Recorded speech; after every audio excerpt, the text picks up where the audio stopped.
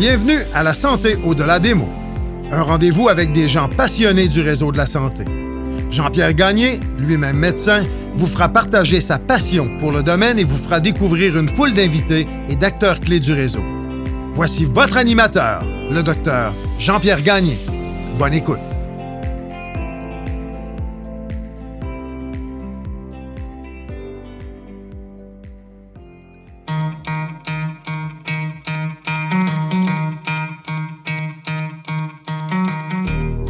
Je prends un court moment pour remercier les commanditaires qui rendent possible la diffusion du podcast La Santé au-delà des mots.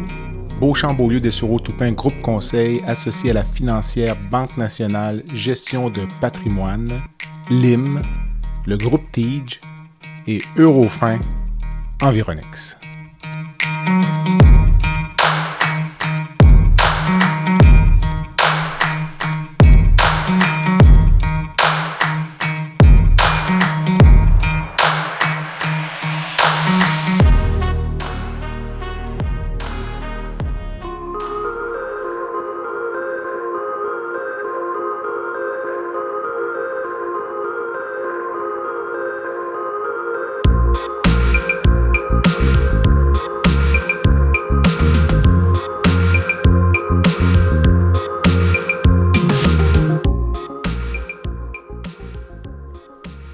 Bienvenue au balado La Santé au-delà des mots. Aujourd'hui, mon invité, Mme Emmanuelle Faubert de l'Institut économique de Montréal. J'avais reçu il y a quelques mois Dr Anne Plourde, PhD, de l'IRIS pour discuter du privé en santé. Dans son livre Santé Inc., Mme Plourde déboulonnait 5 grands mythes associés à la place du privé en santé. Eh bien, aujourd'hui, je donne l'opportunité à Mme Faubert de venir critiquer l'opinion de Dr Plourde, mais d'une façon tout à fait constructive. Je suis certain que vous allez apprécier grandement cet entretien et je vous souhaite une bonne écoute.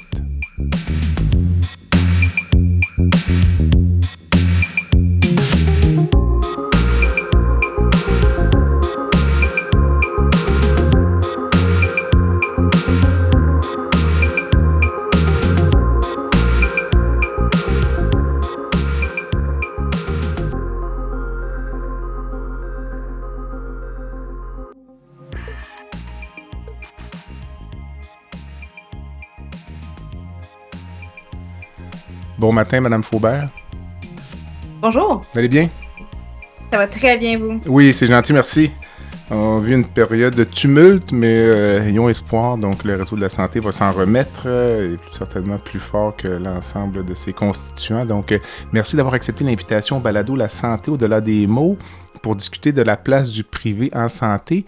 J'avais reçu Mme Anne Plourde de l'IRIS il y a quelques mois pour discuter de son livre Santé Inc. L'IRIS qui, on pourrait peut-être qualifier peut-être plus d'un think tank de gauche, disons, ou tout au moins qu'il y a des positions un peu plus socialistes, là, mais je ne dis pas ça de façon péjorative, alors que l'Institut économique de Montréal est peut-être, vous saurez me le dire, un peu de l'autre côté. Donc, je voulais donner l'occasion en tant que représentante de l'Institut de peut-être commenter, voire critiquer là, les propos de Mme Plourde. Puis je pense que ça permet aux auditeurs de se faire une opinion, parce que c'est ça l'objectif. Là, on est laisser les gens se faire leur propre idée. Donc, merci beaucoup.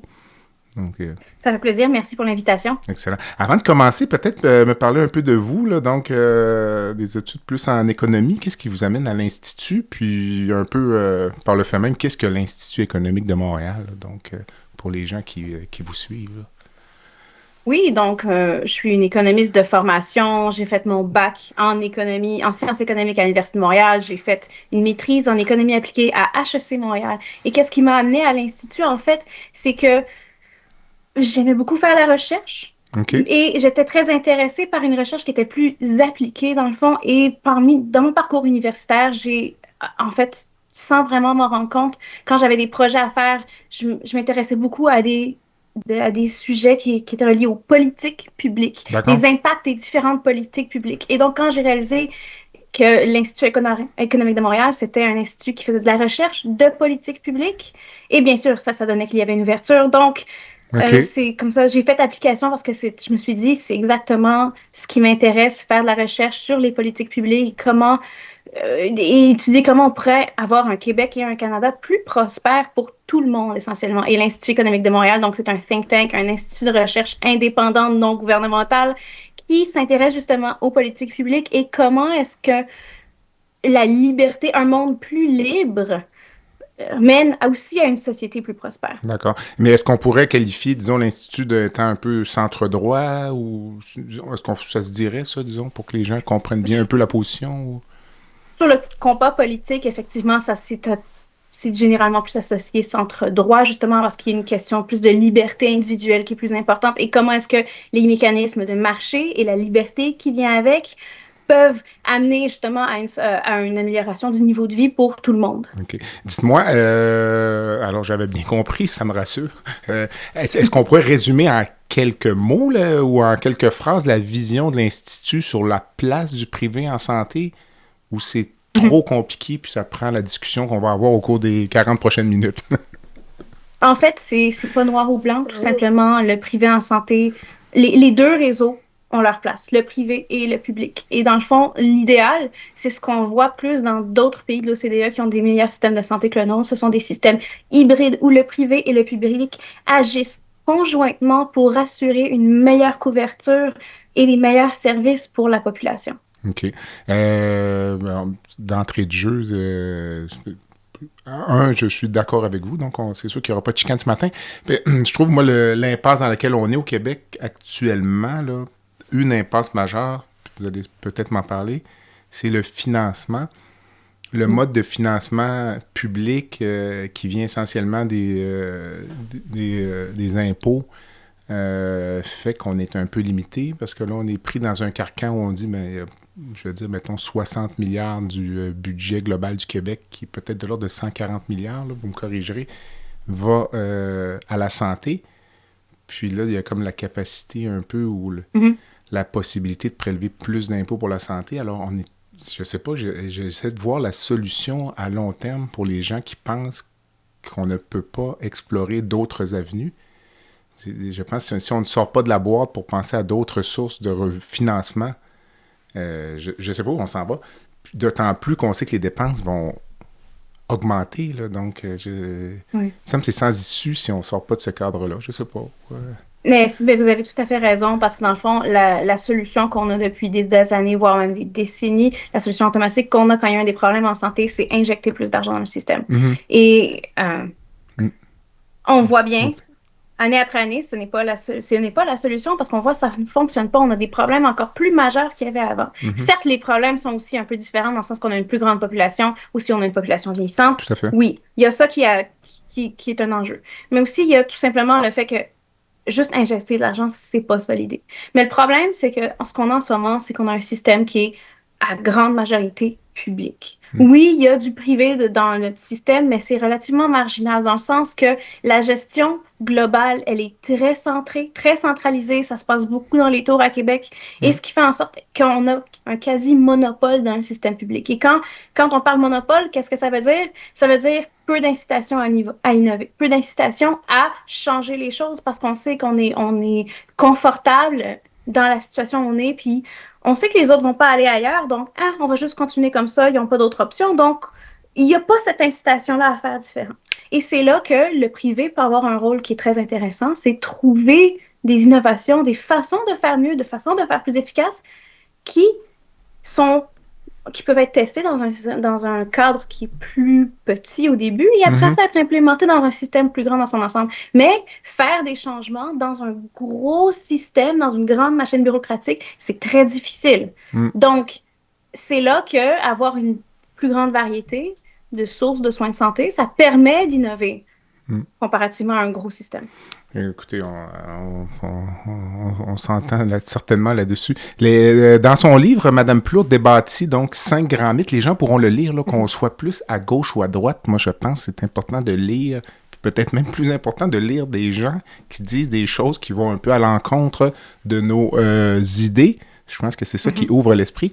Donc, un des premiers mythes, c'est, selon Mme Plourde, c'est de dire que le privé est nouveau là, dans le réseau de santé québécois.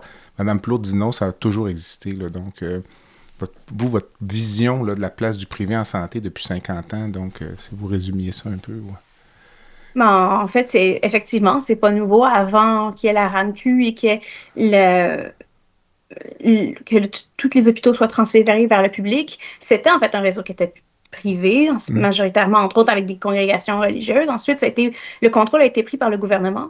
Mais ce qui s'est passé, c'est que après ça, c'est devenu de plus en plus marginal. Par exemple, le dernier hôpital privé qui a fermé en 1995. Ça, c'est le dernier hôpital, c'était l'hôpital Bellechasse.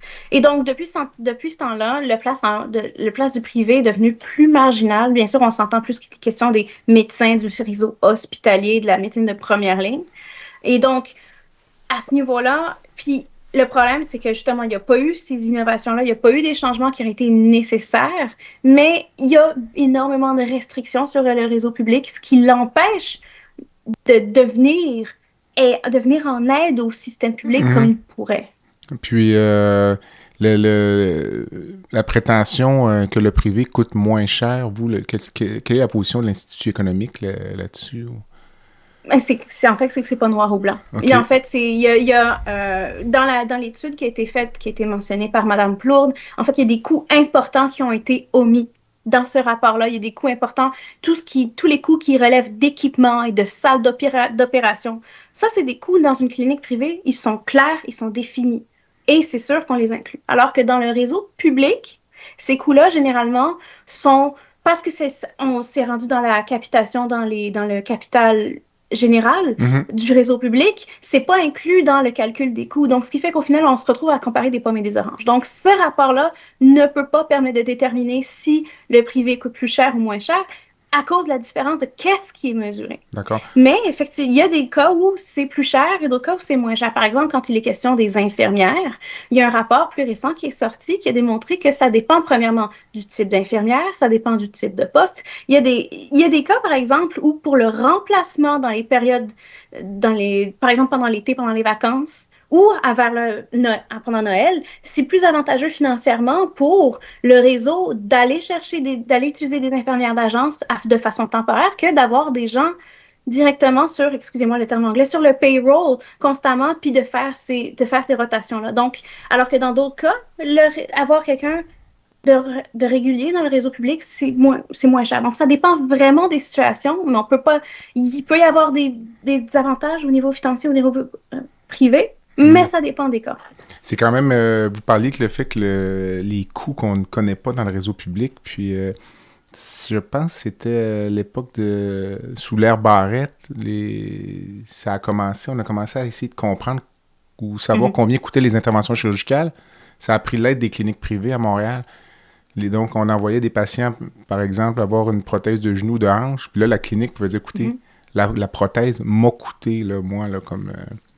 a coûté, mettons, 8 000 $ ou 10 000 $ à la clinique. Donc, c'est à partir de ça, effectivement, le réseau public était incapable de le dire. Il y a trop d'intrants, puis des frais qui sont difficiles. C'est difficile à comptabiliser. La salle d'opération dans laquelle moi, j'opère le jour, la portion du chauffage, de l'électricité, des assurances, la personne qui vient faire le ménage pendant 5 minutes, il y a comme 10 personnes qui passent dans la salle. C'est extrêmement complexe, je pense. C'est un peu ça la nature de votre propos, disons. Exactement. Et ce qui fait que, en raison de cette difficulté-là, dans les comparaisons, ces coûts-là sont souvent omis du côté du réseau public. Donc, on ne peut plus faire des comparaisons si il y a des coûts importants qui sont inclus d'un côté, mais pas de l'autre. C'est pas équitable. C'est pas équitable comme comparaison, exactement. Sur l'efficacité, donc, considérez-vous que le privé est plus efficace ou on est encore dans une zone grise ou...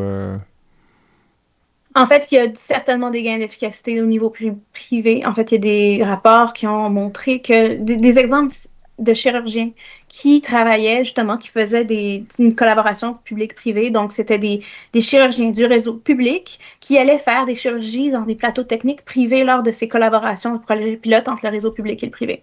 Et donc, ce qu'ils ont constaté, c'est qu'ils pouvaient faire beaucoup plus de chirurgie dans une journée dans le plateau technique privé comparé au plateau technique public. OK. Parce que dans le fond, ce qu'ils voyaient, c'est qu'il y avait des changements qui avaient été faits, des optimisations qui étaient possibles dans le réseau, dans ces cliniques privées-là, qui n'étaient pas possibles dans l'hôpital. Des choses qui peuvent sembler tout bêtes, mais par exemple, avoir des infirmières qui commencent leur quart pour la chirurgie, disons 15 minutes avant le chirurgien, permet d'être prêt, tout soit prêt le temps que le chirurgien commence. Ensuite, d'autres choses comme avoir la salle de réveil qui est juste à côté du plateau opératoire. Donc, ça peut sembler simple, mais ça fait des choses qui économisent du temps, qui permettent d'avoir moins... Alors que dans un hôpital régulier, tu as quelqu'un qui roule le patient en différents étages, tu attends l'ascenseur. Donc, ce sont des choses qui, au bout d'une journée, au bout d'une semaine, permettent de soigner beaucoup plus de patients. Et ça, c'est quelque chose qui est plus facile dans un contexte qui est plus petit, comparé à un grand hôpital.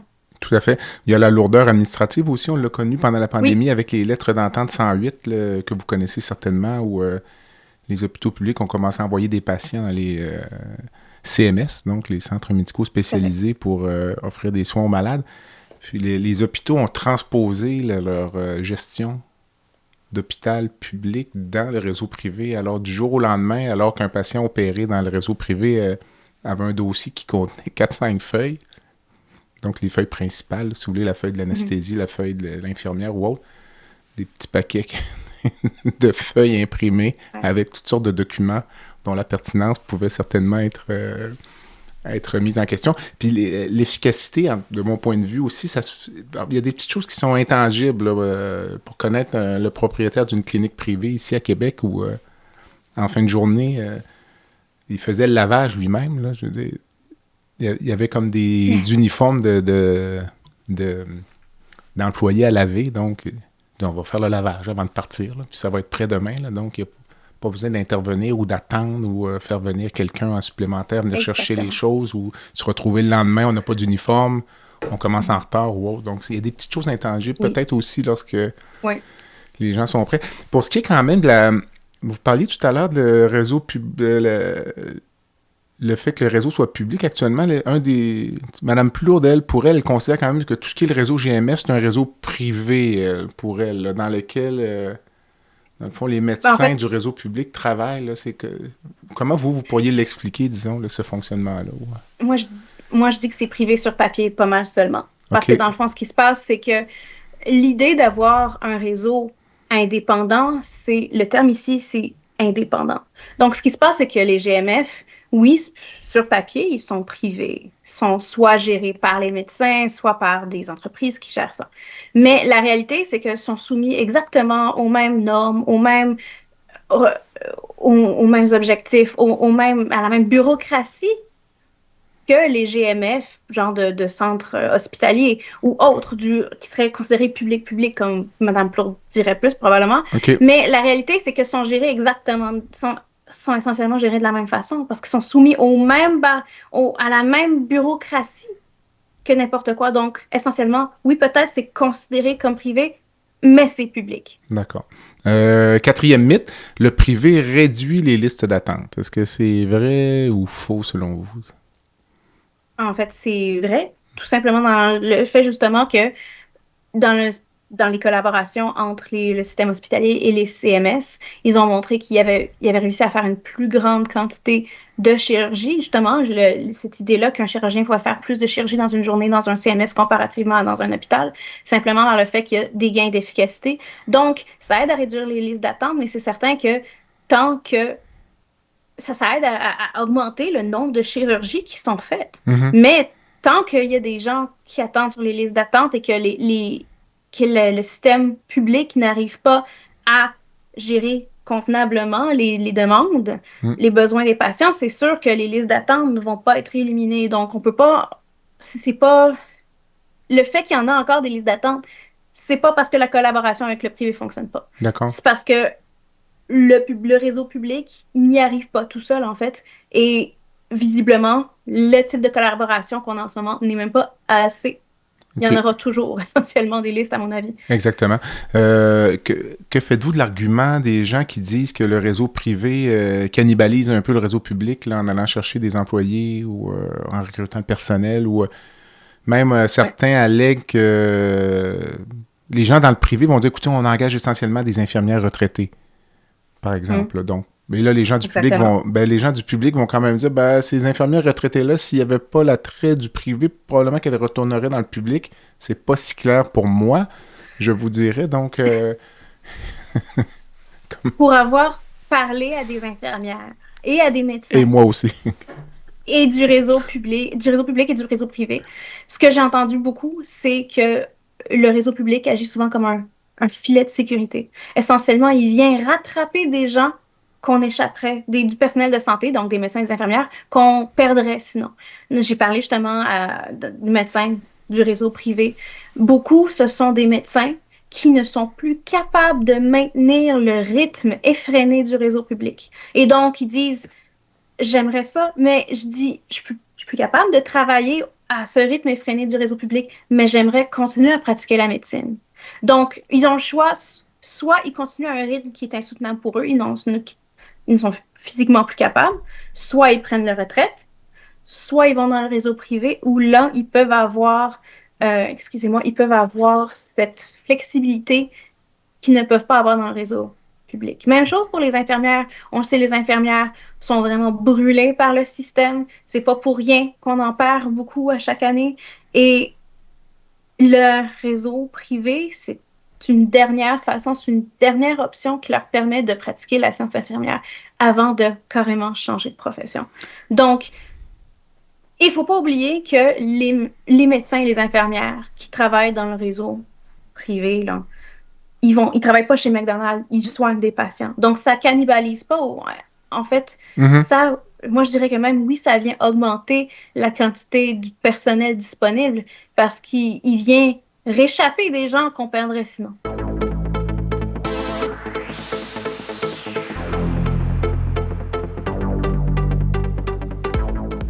L'IM-Santé est fier de lancer Emilia, la toute première application qui permet aux patients de se concentrer pleinement sur leur échange avec leurs professionnels de la santé, tout en générant automatiquement des notes claires, faciles à consulter, à traduire et à partager avec un proche ou un autre professionnel. Alors que les solutions de scribe IA apparues dans le secteur de la santé visaient jusqu'ici à faciliter la prise de notes des médecins, Emilia se distingue en s'adressant exclusivement aux patients. Elle marque ainsi une étape décisive en matière d'innovation en santé au Québec et au-delà.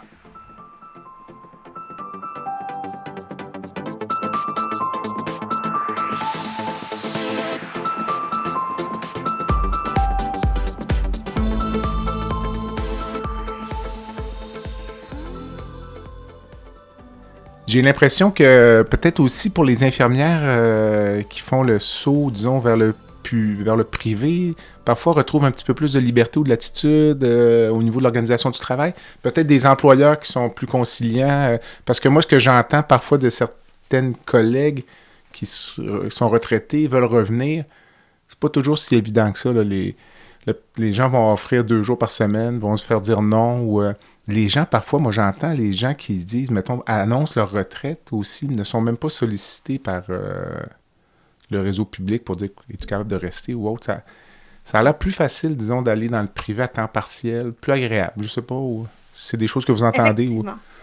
Oui, tout à fait. C'est un des ajustements, des avantages clés du réseau privé, c'est cette flexibilité, cette autonomie professionnelle-là, qui n'est vraiment qui est vraiment moins présente dans le réseau public. C'est vraiment un des avantages clés. Et donc, c'est pour ça que, dans le fond, les deux réseaux ont des avantages et des inconvénients qui sont différents. Mm-hmm. Par exemple, le réseau public, un avantage, c'est une certaine stabilité des horaires. C'est aussi une garantie de salaire. C'est aussi une garantie de fonds de pension. Mm. Donc, mais ça vient avec moins de flexibilité, moins d'autonomie professionnelle. Donc, il y a des avantages et des inconvénients. Du côté du réseau privé, tu as beaucoup plus de flexibilité, plus d'autonomie. Tu as plus d'autonomie sur est-ce que tu vas travailler 40 heures cette semaine ou est-ce que tu vas en travailler 15 ou 20. Alors, par contre, tu as moins cette sécurité d'emploi-là. Tu n'as pas les pensions que tu as avec le réseau public. Donc, dépendant de ce que préfère le personnel de la santé, les deux réseaux vont aller chercher des personnes différentes. Et c'est le fait d'avoir des options comme ça permet d'avoir plus de gens qui travaillent dans le réseau. Quand je dis dans le réseau, je parle dans l'ensemble, dans le système de la l'ensemble du santé en système de général. santé, Oui. c'est ça. Puis en termes de, peut-être le dernier mythe, en termes de qualité, là, les gens craignent, ou Mme Plourde a même cité des études qui témoignaient d'une détérioration de la qualité des soins lorsqu'on fait appel au privé. En fait, Êtes-vous capable de répondre à ça? oui, en fait, ce qui se passe, c'est que la compétition en général, la compétition, c'est pas juste dans le système de la santé, ça permet d'assurer une qualité des biens et services et une baisse des prix. Mais pour avoir ça, il faut qu'il y ait de la compétition. Parce que si tu as justement, quand tu as un monopole ou que tu as très, très peu de compétition, il y a peu d'incitation à améliorer la qualité. Quand tu as plus d'agents qui font compétition pour attirer des clients, de la clientèle, alors là, comment est-ce qu'ils vont se différencier en offrant des services de meilleure qualité, en offrant des services moins chers? Donc, ce qui se passe, c'est que dans les systèmes où, justement, au Canada, c'est quelque chose qui est plus marginal. Donc, même quand tu as du privé, tu n'as peut-être pas autant cette compétition-là.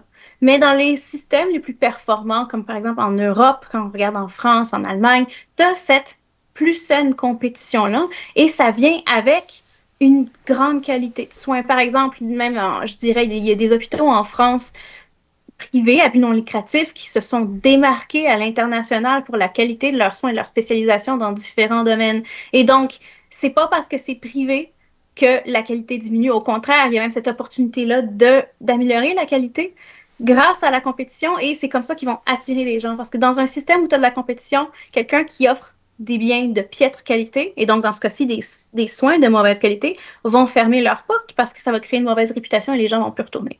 Est-ce que le... Donc, oui, je m'excuse, oui. oui, donc il faut qu'il y ait cette saine compétition-là pour que ça fonctionne vraiment. Est-ce que le fait que les réseaux de la santé aussi soient extrêmement centralisés aussi, ça vient pas un peu nuire à une certaine efficacité du côté public, finalement, puis donner une encore pire impression, puis finalement que certains des vices qu'on associe au réseau de santé actuel, ce ne soit pas en raison de son caractère public, mais de son caractère centralisé. Est-ce que c'est possible, ça, cette hypothèse? Tout à fait donner un exemple. Et d'ailleurs, c'est un exemple qui démontre aussi pourquoi il y a certains gains d'efficacité au privé. Et vous avez un peu mentionné ça quand vous parlez du lavage dans la clinique, dans le CMS.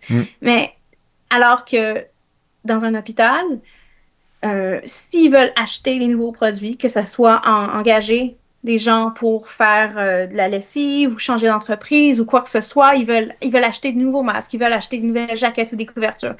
Tout ce processus-là doit passer par plusieurs organismes et instances publiques qui vont donner des autorisations. Donc là, après ça, mettons disons que vous voulez acheter des crayons pour le personnel infirmier.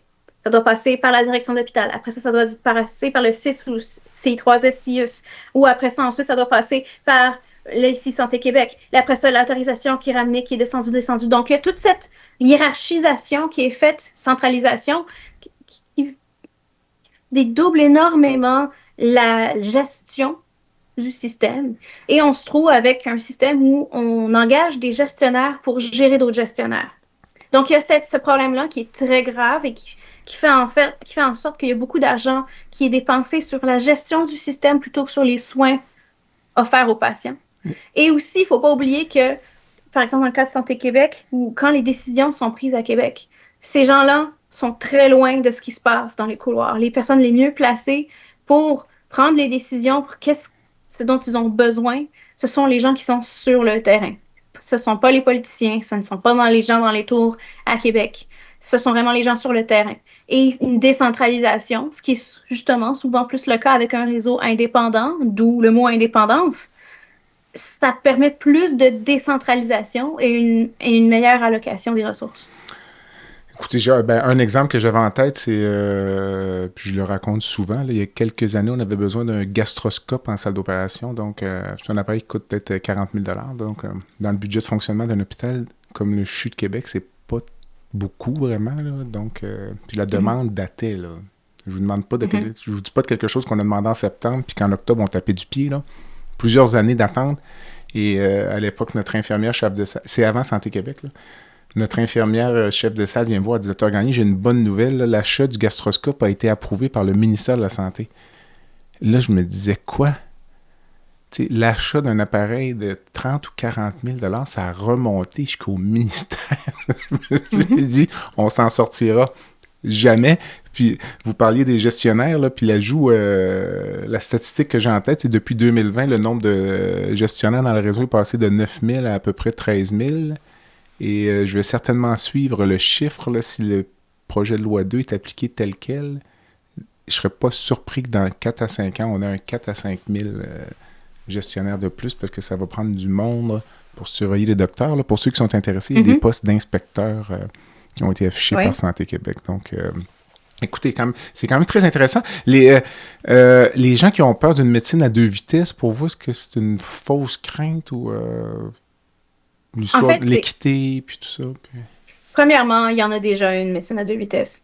Il y en aura toujours une médecine à 2 vitesses. Peu importe, même si on a un réseau même si on avait un réseau qui était 100% public, genre à la Cuba ou à la Corée du Nord, ce qui se passerait, c'est que les plus riches, ils vont aller ailleurs. Ils vont trouver un moyen de passer. Donc, c'est quelque chose qu'ils le font déjà. Pensez-vous vraiment que les plus riches du Canada vont attendre à l'hôpital quand il y a un problème? Non. Donc, ce qui se passe, c'est que quand on a un système qui est plus hybride, c'est au contraire, ça réduit la distance. C'est pour ça qu'on propose quelque chose qui est déjà en fait en vigueur en Europe. Excusez le terme en anglais, c'est ce qu'on appelle le Cross-Border Directive. Donc, l'idée de ce projet-là, c'est quand l'attente dépasse un certain temps, pour par exemple une intervention chirurgicale, c'est la personne, le patient doit être autorisé à pouvoir aller chercher ce soin ailleurs là, et qui serait couvert par le gouvernement, par le réseau public, au niveau de ce que ça coûterait à faire dans le réseau public. Okay. Et donc ça, c'est déjà quelque chose qui est offert en Europe. Donc un Français qui se fait dire tu vas attendre 6 mois ou 9 mois ou 1 an pour avoir telle chirurgie, alors que le benchmark, c'est plus, mettons, 3 mois. Alors là, il va dire, OK, dans ce cas-là, il va aller chercher ailleurs, par exemple, en Allemagne. Il dit, alors je peux l'avoir en Allemagne, cette chirurgie-là, pour ce montant-là. Puis là, le gouvernement, si tu remplis le formulaire, le gouvernement va payer le montant que ça aurait coûté dans le réseau public français. Donc, il y a des façons comme ça de garantir des traitements qui fait en sorte que ça réduit même l'écart. Ça réduirait cette impression-là de 2 vitesses. C'est pour ça qu'aussi, on veut avoir un réseau mixte, hybride, où on peut avoir des gens qui vont dans une clinique privée avec la carte de la RAMQ. Si possible, par exemple, un Français qui se casse un bras, il va aller chercher quels sont les hôpitaux proches de lui. Il va regarder est-ce que les revues sont bonnes. Et après ça, il va dire parfait. Est-ce qu'il est proche? Est-ce que les revues sont bonnes? Parfait, il va se rendre. Et il va se présenter avec sa carte de sécurité sociale, ce qui est l'équivalent de la RAMQ. Il ne va pas se poser la question est-ce que le gestionnaire de cet hôpital est privé? Est-ce que c'est à but lucratif? À but non lucratif? Est-ce que c'est public? Il ne va pas se poser de cette question. Et donc, c'est quelque chose comme ça qu'on voudrait avoir dans le réseau québécois, un système hybride. Ouais, mais si je ne m'abuse, les Français ont une mutuelle d'assurance aussi qui paie une partie des frais. Est-ce que... Oui, c'est ça. Certes, ça c'est un peu un peu séparé parce qu'effectivement, il y a des copaiements, il y a des mutuelles, ils ont des assurances additionnelles, mais c'est quand même cette idée-là d'avoir un réseau où tu peux te présenter n'importe où avec ta carte d'assurance maladie universelle. L'idée, c'est d'avoir un réseau qui est universel. Pas un réseau public ou un réseau privé. Un réseau universel, c'est axé sur le patient. L'accès pour les patients, c'est pas axé sur qui gère et qui est propriétaire des bâtiments où tu vas te faire soigner. Mais vous, dans votre modèle tel que vous l'expliquez, là, si on se projette dans le futur, là, donc là, on va parler d'une prothèse de hanche, disons. Là. Le patient, disons que dans le réseau public, ça coûte 10 000 $, disons. Là, le patient, lui, se présentera à une clinique privée. Puis là, si la prothèse dans le réseau privé coûte 15 000, vous voyez ça, qu'est-ce qui se passe pour vous, là? Le 5 000, qui le paie, là? Ça serait le patient. OK. Et donc, le patient, mais ce qui fait... Mais il aurait le droit d'avoir une assurance. Il aurait le droit d'avoir une assurance, mais l'idée, c'est aussi que c'est de rendre ça plus accessible. Okay. Parce que peut-être que un patient dans cet exemple-là, mais il ne faut pas oublier que c'est après un certain délai d'attente. Tout à fait. C'est pas juste si tu n'as pas demain, tu peux aller ailleurs. C'est pas ça l'idée. L'idée, c'est d'assurer que tu n'as pas des patients qui attendent 1 an et demi, 2 ans, 3 ans pour des chirurgies. Et donc, c'est pour un patient, là, 15 000, c'est peut-être pas accessible, mais 5, peut-être. Mm. Vous voyez ce que je veux dire? Donc, c'est de réduire cette distance-là, de rendre ça le plus accessible possible. Il y aura toujours des différences. Le 1%, le 0,1% vont toujours, Mhm. peu importe le système, trouver des façons d'avoir accès au mieux et Mais, plus rapidement. C'est mais normal. le Mais problème de ce modèle-là, pour moi, c'est que ça ne limite pas l'expansion des coûts. Tu sais, ça va coûter en fait, il ne encore faut de pas plus en plus oublier, cher. mais il faut pas oublier que quand les gens qui sont sur une liste d'attente, ça a des coûts, ça aussi. Je Ça a suis des coûts en 100% termes d'accord. humains. Mhm. Ça a aussi des coûts dans le sens que ça, c'est par exemple quelqu'un qui est en douleur, comme ça, au point où ça rend impossible le travail. Après ça, donc là, elle se met sur l'assurance Invalidité. disability, Mm. invalidité, l'assurance invalidité. Donc pendant ce temps-là, ça coûte aussi de l'argent. Donc il y a de l'argent qui est dépensé, peu importe, dans le fond. Il y a des. Attendre, ça coûte beaucoup d'argent aussi. C'est pas pour rien qu'il y a même des employés du réseau public, des syndicats de réseau public qui vont envoyer leurs blessés dans des cliniques privées pour réduire cette attente-là, pour accélérer le retour au travail. Et donc, ça a des coûts, puis il ne faut pas oublier que même si le patient attend pendant 1 an, 2 ans, ça peut mener à des complications qui rendent la chirurgie plus dispendieuse aussi. Il ne faut pas oublier ça. Et parce que le patient doit être soigné éventuellement, on va le payer, ce coût-là. Éventuellement, que ce soit maintenant, dans 6 mois ou dans 1 an, on va le payer.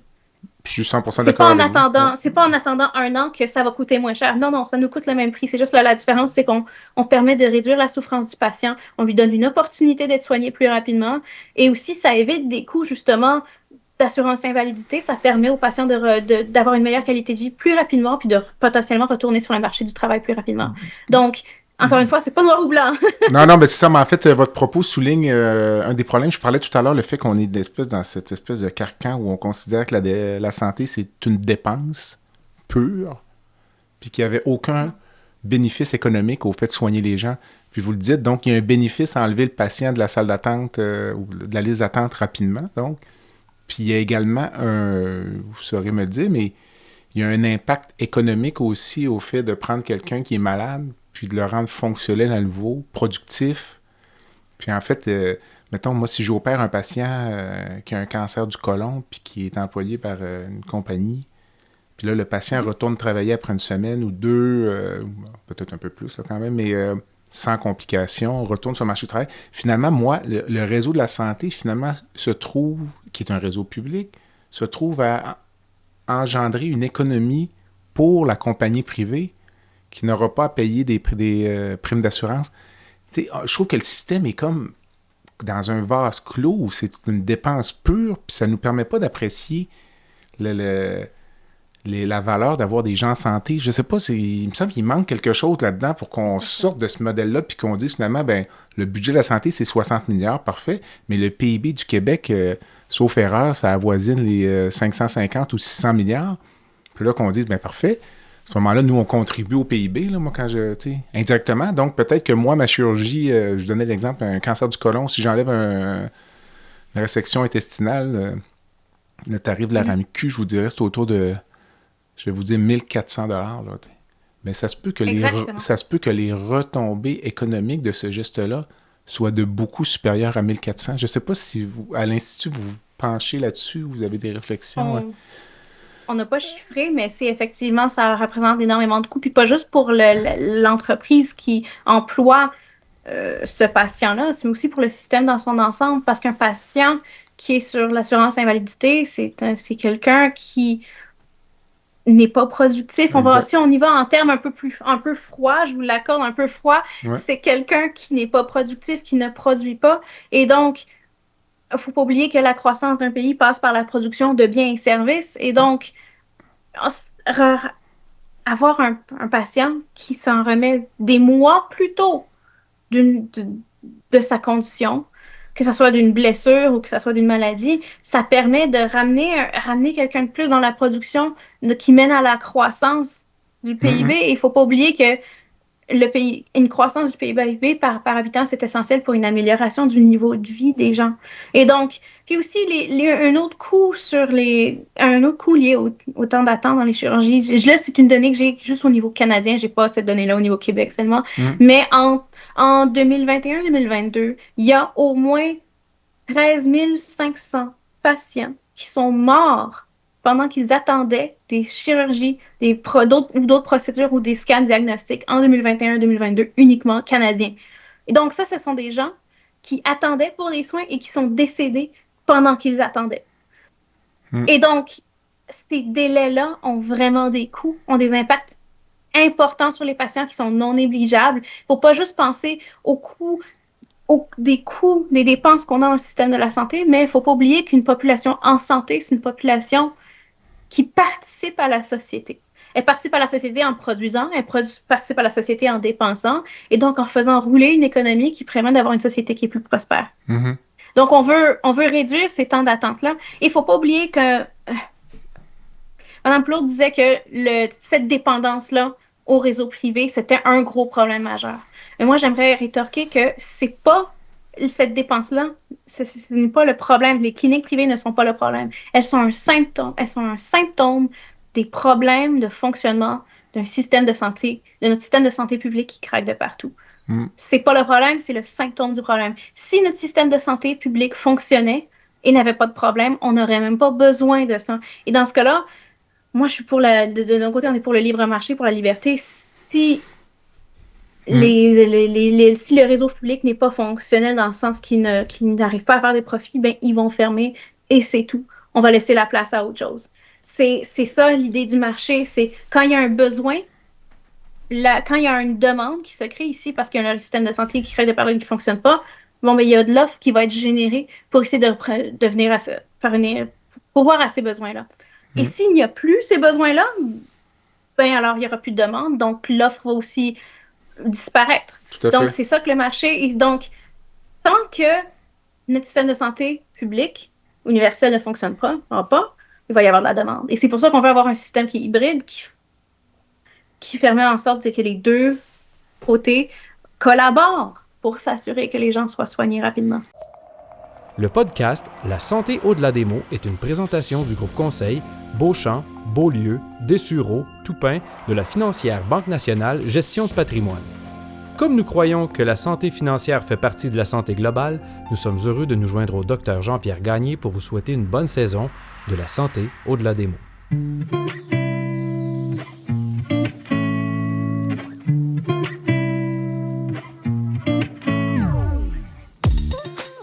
Fer et Velours est une entreprise de Québec spécialisée dans la location de mobilier vintage et création d'ambiance. Nous vous proposons une offre de service à la carte et selon vos besoins. De la simple location à la gestion événementielle complète. Chez Fer et Velours, notre slogan est de faire différent avec élégance. Visitez notre site web au www.fervelours.com. Au plaisir de vous rencontrer.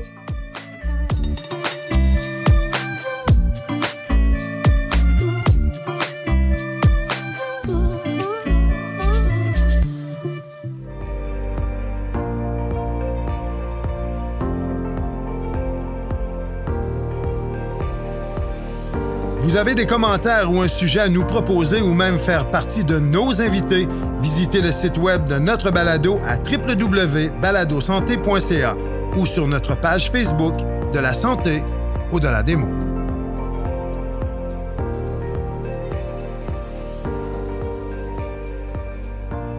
Moi, j'avais en tête un autre modèle là, que j'essaie d'expliquer à chaque fois, puis il est peut-être plus clair dans ma tête que de la façon dont je l'explique.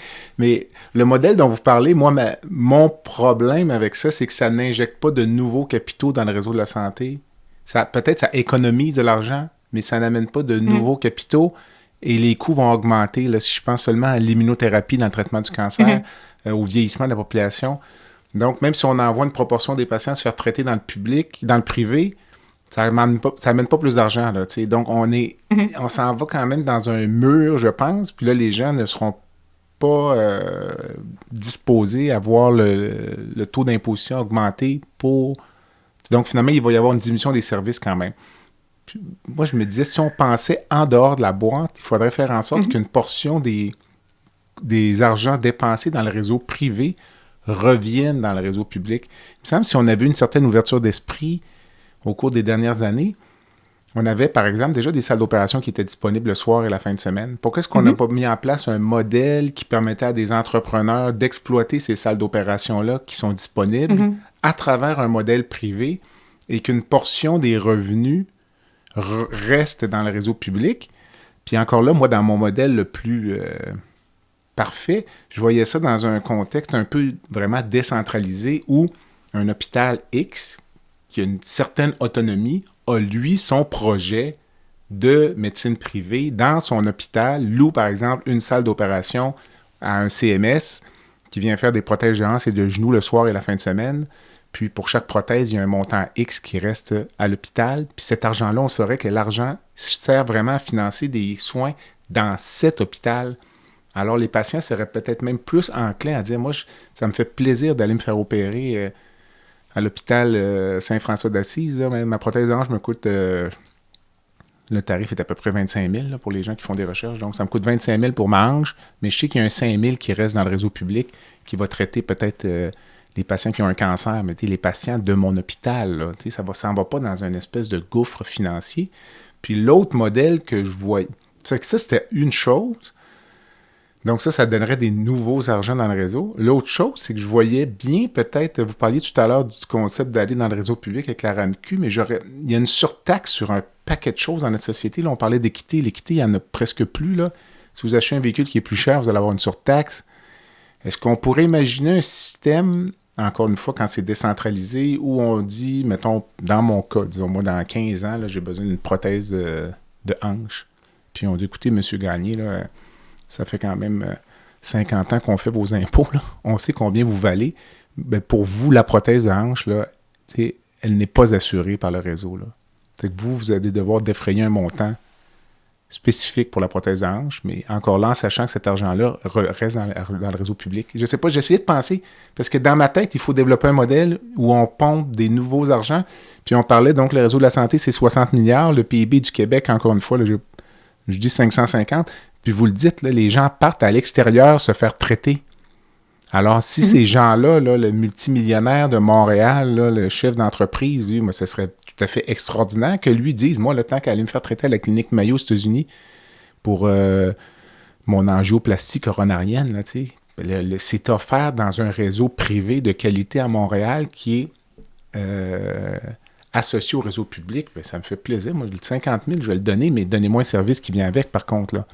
C'est exact. En termes de qualité, puis venez pas me faire sentir coupable d'aller dans le privé non plus. Je sais pas. Moi, je pense, mon message, c'est je pense qu'il faut sortir de la boîte, là, comme on dit en anglais, là, think outside of the box. Sinon, je pense qu'on est, comment dire, condamné à croupir là, dans cette misère. En tout cas, je sais pas. Ouais. Long message, je sais pas. Oui.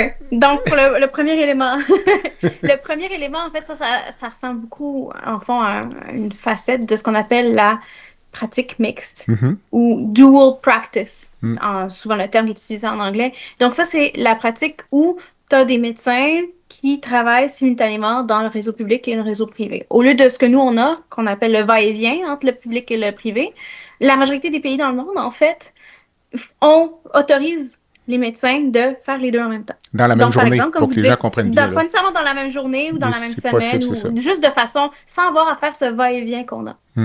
Au Québec. Et un des éléments, une des façons d'avoir de la pratique mixte, c'est justement d'avoir sur des plateaux techniques publics, d'avoir des médecins du privé qui viennent faire des chirurgies privées dans les plateaux techniques publics. Donc ça, c'est une façon de faire de la pratique mixte et donc d'intégrer les deux systèmes. Et donc, c'est quelque chose qu'on voit ailleurs et qui fonctionne, et je suis tout à fait d'accord.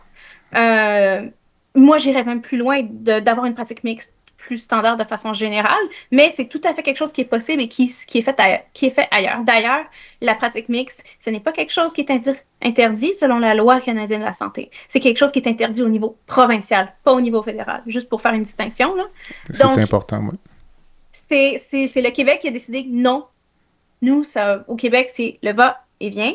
Et d'ailleurs, d'habitude, en plus, maintenant, ce va-et-vient est encore plus pénalisé. Mais à mon avis, ça serait juste mieux de permettre la pratique mixte de façon plus générale, avec certaines balises. Certes, beaucoup de pays ont certaines balises pour encadrer la pratique mixte, mais il y a des études qui ont montré que au niveau du personnel et pour les patients, c'était plus avantageux d'avoir la pratique mixte que de ne pas l'avoir du tout comme on a ici. Tout à fait. Et donc, avoir la pratique mixte, que ce soit d'avoir un médecin qui fait des chirurgies le jour dans un hôpital et qui fait des chirurgies le soir dans une clinique privée, ou d'avoir un plateau technique public qui est prêté à des chirurgiens du privé pour faire des chirurgies le soir, moi, je trouve que c'est très bénéfique.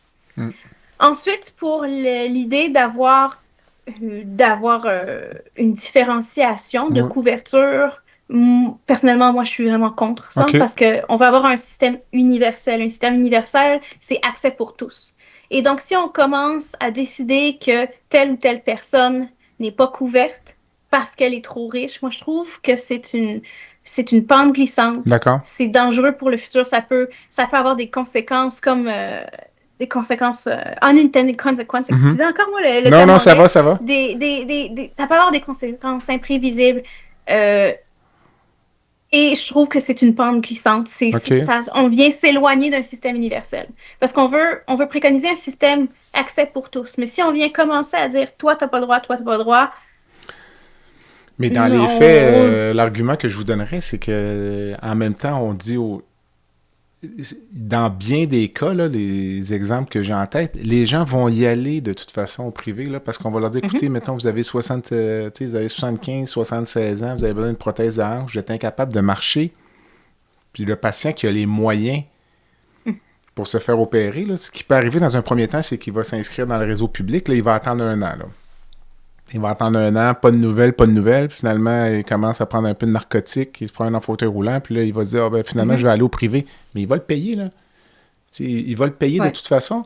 Alors, je me dis, dans ce contexte-là, pourquoi pas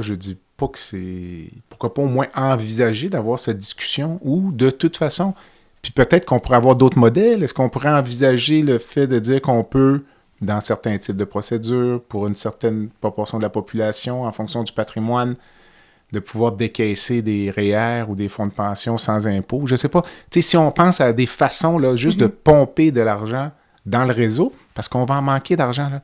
C'est impossible qu'on manque pas d'argent. Les coûts explosent. Puis en fait, éventuellement, on ne coupera pas finalement dans le haut de la pyramide sur les soins en oncologie ou autre. Là. On va couper en bas, là, c'est sur la portion sociale, là, la mission sociale du réseau de la santé, là. Sur la un paquet la DPJ ou plein d'autres choses finalement qui paraissent moins, puis auprès de groupes qui ont peu ou pas de lobby. Moi, c'est mon opinion, mais je comprends vos réticences, là, je comprends tout à fait. Moi, je dirais dans ce cas-là, ils ont quand même la couverture, mais comme vous l'avez dit, de toute façon, ils vont aller dans le réseau privé parce qu'ils ont les moyens et ils ne veulent pas attendre.